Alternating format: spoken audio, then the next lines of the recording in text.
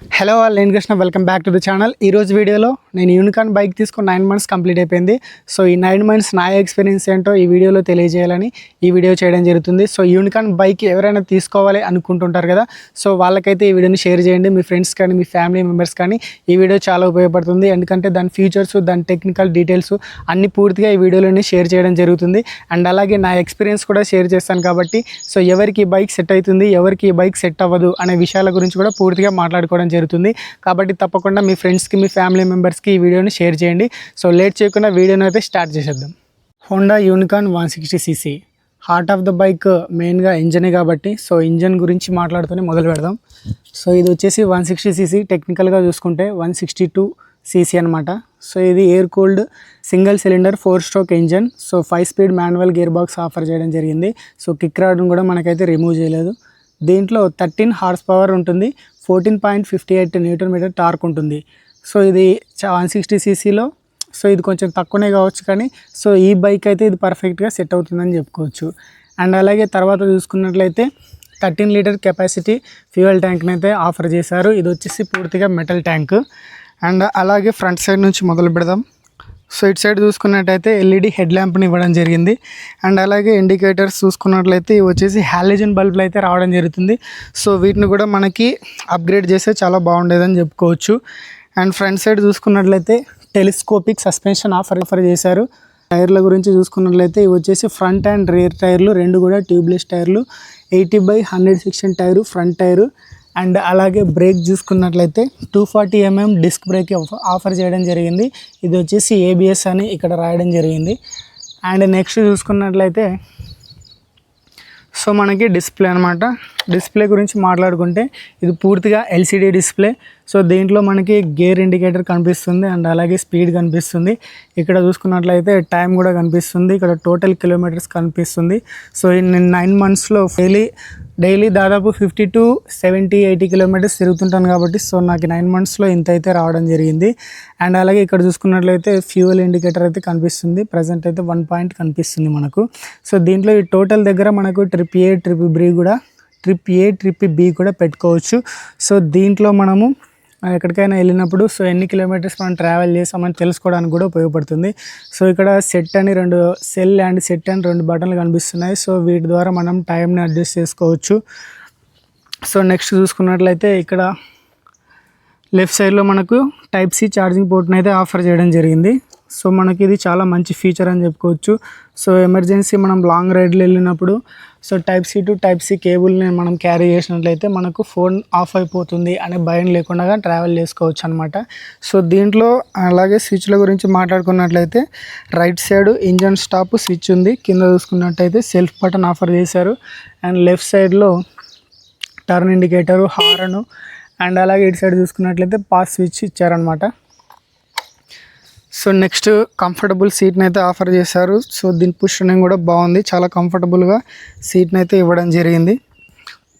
And next చూసుకున్నట్లయితే back side ఇది వచ్చేసి 130 mm డ్రమ్ బ్రేక్ను ఆఫర్ చేశారు. 100/90 సెక్షన్ టైరు, ఇది కూడా ట్యూబ్లెస్సే. ఇక్కడ చూసారా 100/90 సెక్షన్ టైరు, ఇది కూడా tubeless tyre. Front and rear రెండు కూడా ట్యూబ్లెస్ టైర్లు ఆఫర్ చేయడం జరిగింది. ఇది ఒక మంచి విషయం, ఎందుకంటే ఎక్కడైనా మనకి పంచర్ అయినా కానీ ఒక 2 to 5 kilometers అనేది మనం ట్రావెల్ అయ్యి అక్కడ మనం దాన్ని చేయించుకోవడం జరుగుతుంది. సో అదొక మంచి విషయం. అండ్ బ్యాక్ సైడ్ చూసుకున్నట్లయితే ల్యాంప్ వచ్చేసి హాలోజన్ బల్బు రావడం జరుగుతుంది. దీన్ని కూడా అప్గ్రేడ్ చేస్తే బాగుంటుందని చెప్పుకోవచ్చు. అండ్ బ్యాక్ సైడ్ నుంచి వ్యూ అనేది ఇలా ఉంటుంది బైక్ది. అండ్ లెఫ్ట్ సైడ్ చూసుకున్నట్లయితే మనకు సో లేడీస్కి కంఫర్ట్గా ఉండేందుకు ఇక్కడ శారీ గార్డ్ని అయితే ఆఫర్ చేశారు. సో డ్రైవ్ టైప్ చూసుకున్నట్లయితే ఫుల్లీ కవర్డ్ ఇచ్చారు. సో ఇది లేకుండా ఉన్నట్లయితే మనకు ప్రతి 500 kilometersకి ఒకసారి చైన్ అయితే లూబ్రికేట్ చేయాల్సి ఉంటుంది. సో ఇది ఫుల్లీ కవర్డ్ కాబట్టి ప్రతి 1000 kilometers కానీ 1200 kilometers కానీ చైన్ అనేది లూబ్రికేట్ చేసుకుంటే మంచిదని చెప్పుకోవచ్చు. ఎందుకంటే చైన్ డ్రై అయిపోతే తొందరగా పాడైపోతుంది చైన్ ప్యాకెట్. అండ్ అలాగే నెక్స్ట్ ఇక్కడ చూసుకున్నట్లయితే మనకి సైడ్ ఇండికేటర్ ఉంది, ఈ సైడ్ స్టాండ్ ఉంది. సో ఇది వచ్చేసి చాలా ఉపయోగకరమైన ఫీచర్ అయితే దీంట్లో ఇన్వాల్వ్ చేశారు.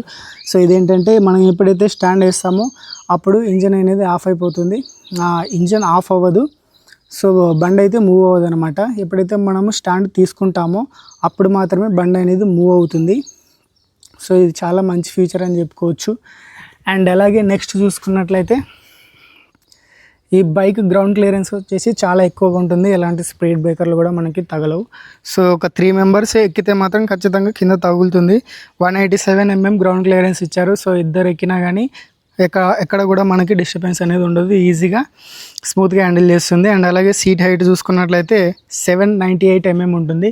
సో మినిమం 5.5 హైట్ అబవ్ ఉన్న వాళ్ళు ఈ బైక్ని ఈజీగా రైడ్ చేస్తారు.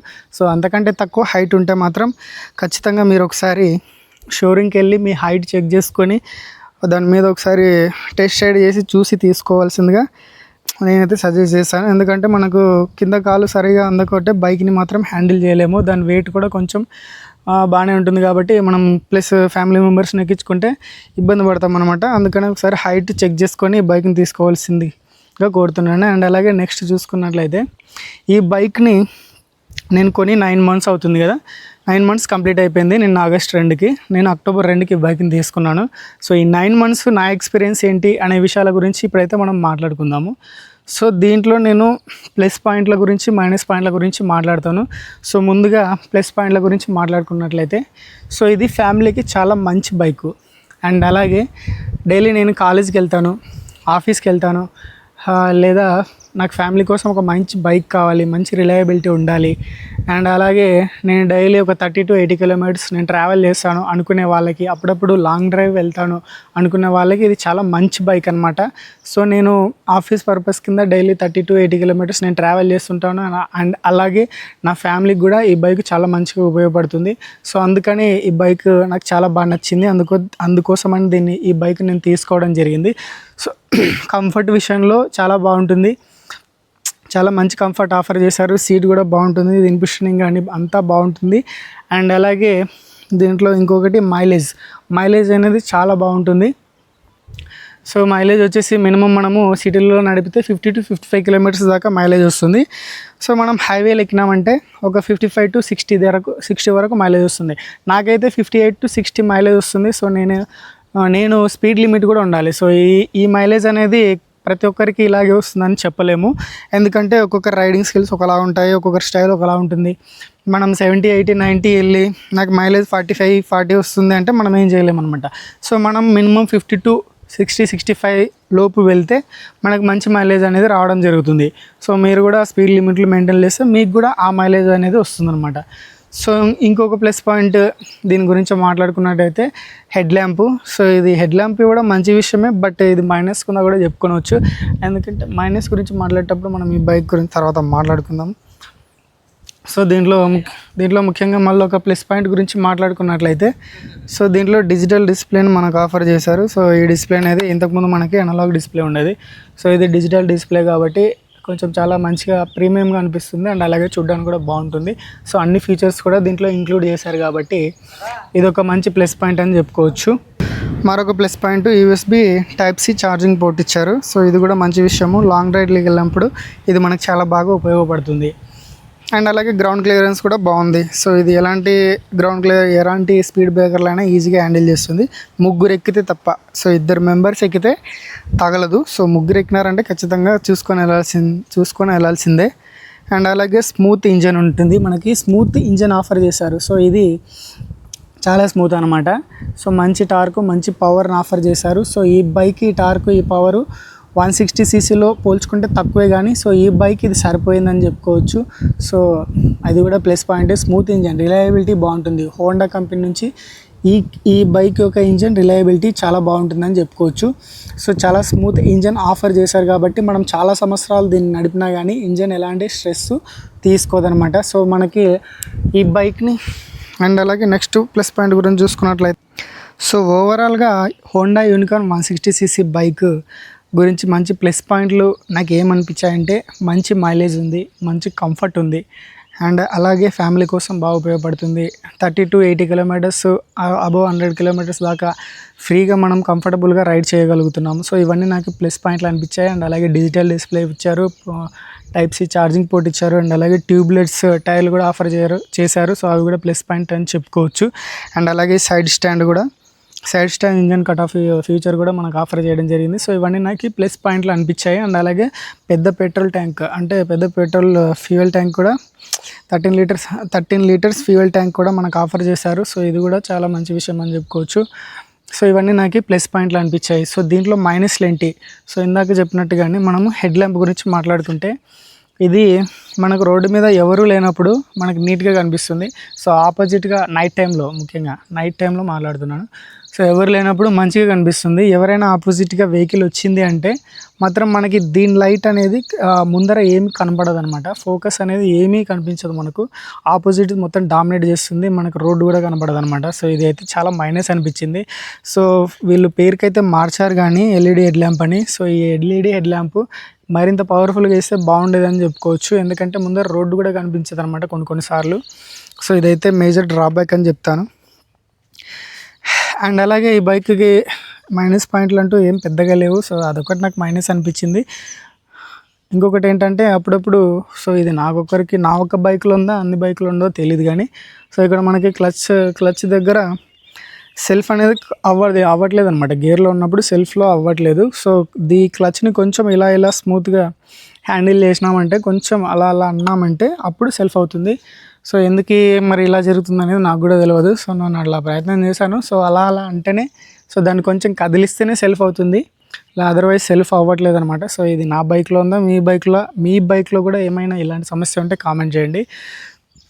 అది కొంచెం నాకు మైనస్ అనిపించింది. సో దీంట్లో చెప్పుకోవడానికి పెద్దగా మైనస్ అంటూ ఏమీ లేవు.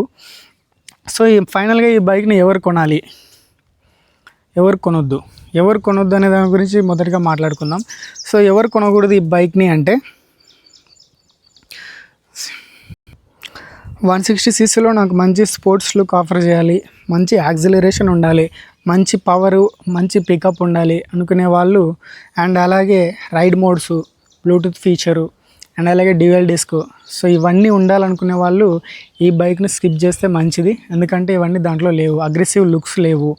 ఎందుకంటే మనకు స్పోర్ట్స్ ఫీచర్ కావాలంటే అది సపరేట్ సెక్షన్ అనమాట. సో దాంట్లో దీనంతా మైలేజ్ అయితే ఆఫర్ చేయరు, ఎందుకంటే దాంట్లో 40 to 45 మైలేజే ఎనఫ్ అనమాట. సో దీంట్లో మనకి 50 to 60 మైలేజ్ రావడం జరుగుతుంది. సో దీంట్లో అగ్రెసివ్ లుక్స్ అనేవి ఉండవు, అండ్ అలాగే బ్లూటూత్ ఫీచర్ కానీ డ్యూయల్ డిస్క్ ఇవన్నీ ఉండవు కాబట్టి, సో వాళ్ళు ఈ బైక్ని స్కిప్ చేసి అదర్ స్పోర్ట్స్ బైక్లను ఒకసారి కంపేర్ చేసుకొని తీసుకుంటే మంచిదని చెప్పుకోవచ్చు. సో ఈ బైక్ని ఎవరు తీసుకోవాలంటే, ఫ్యామిలీ కోసం నాకు ఒక బైక్ కావాలి, లాంగ్ రన్లో అంటే కొన్ని సంవత్సరాల వరకు నేను బైక్ని చేంజ్ చేయను, మంచిగా నాకు ఒకసారి లైఫ్లో ఒకసారి మంచి బైక్ తీసుకోవాలనుకుంటున్నాను. సో ఆ బైక్ నేను చాలా లాంగ్ ఇయర్లు అంటే కొన్ని సంవత్సరాలు, 5 సంవత్సరాలు, 10 సంవత్సరాలు నేను బైక్ మార్చను అనుకునే వాళ్ళు ఈ బైక్ని తీసుకోవచ్చు. ఎందుకంటే హోండా యూనికార్న్ 160cc మంచి రిలయబిలిటీ కలిగిన ఇంజిన్ కాబట్టి, సో మనకి లాంగ్ ఇయర్స్లో చాలా బాగా పర్ఫామ్ చేస్తుందని చెప్పుకోవచ్చు. అండ్ నెక్స్ట్ చూసుకున్నట్లయితే డైలీ నేను ఆఫీస్కి కానీ కాలేజ్కి కానీ అప్పుడప్పుడు లాంగ్ రైడ్లు తిరుగుతాను అనుకునే వాళ్ళు కూడా ఈ బైక్ పర్ఫెక్ట్ చాయిస్ అవుతుంది. మంచి సస్పెన్షన్, మంచి సీట్ పుషనింగ్ ఆఫర్ చేశారు.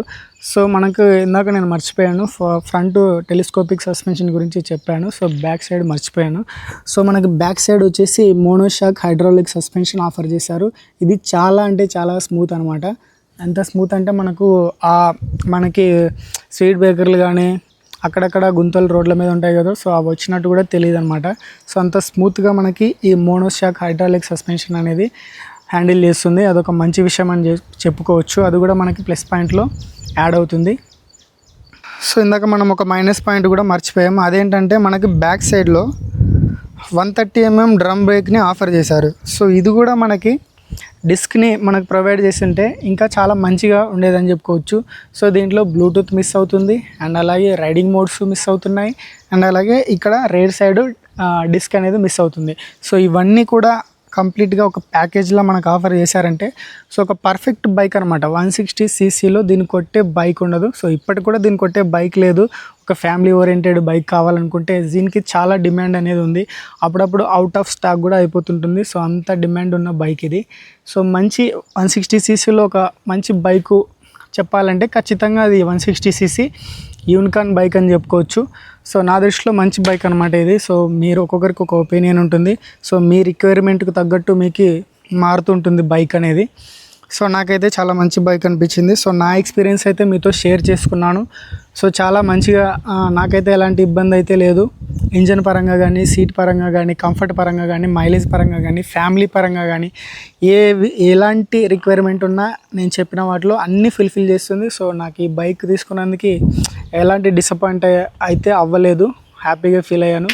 సో ఇది మొత్తానికి యూనికార్న్ 160cc బైక్ గురించి నేను పూర్తిగా డీటెయిల్స్ అన్నీ మీకు తెలియజేశానని అనుకుంటున్నాను. సో నా ఎక్స్పీరియన్స్ కూడా మీతో నేను షేర్ చేసుకోవడం జరిగింది.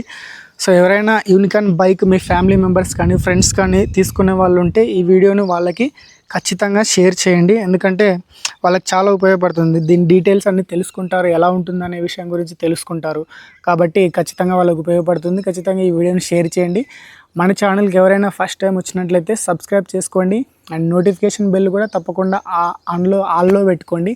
ఎందుకంటే మనం చేసే ప్రతి వీడియో మీకు వస్తూ ఉంటుంది. సో ఇలాంటివి సబ్స్క్రైబ్ చేసుకోండి. Thanks for watching. Have a nice day.